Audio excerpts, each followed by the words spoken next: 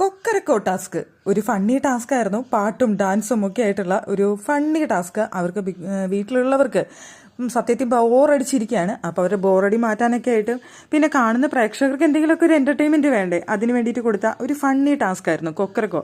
കുറുക്കനായിട്ട് അവിടെ ഋഷിയും ബാക്കി എല്ലാവരും കോഴികളായിട്ടും, കോഴി കൂടണഞ്ഞു കഴിഞ്ഞാൽ അവരെ പിടിക്കാനായിട്ട് കഴിയില്ല, കൂട്ടിലണയാത്ത കോഴികളെ കുറുക്കൻ പിടിക്കും. അങ്ങനെയായിരുന്നു ഗെയിം.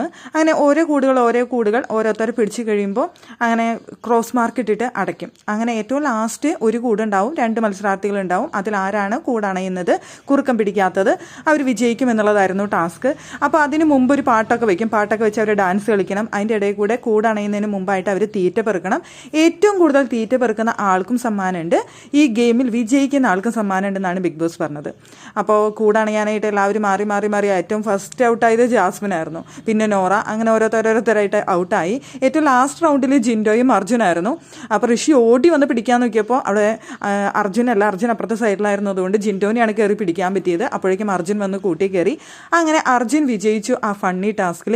ഏറ്റവും കൂടുതൽ തീറ്റ ശേഖരിച്ചിട്ടുണ്ടായിരുന്നത് അവിടെ ശ്രീതു ആയിരുന്നു. ബാക്കി 26, 28 25 ഒക്കെ ആയിട്ടായിരുന്നു. 40 തീറ്റ പറക്കിയത് അവിടെ ശ്രീതു ആയിരുന്നു. അപ്പോൾ ആ ടാസ്കിൻ്റെ വിജയികൾ അർജുനും ശ്രീതു ആയിട്ട് മാറി.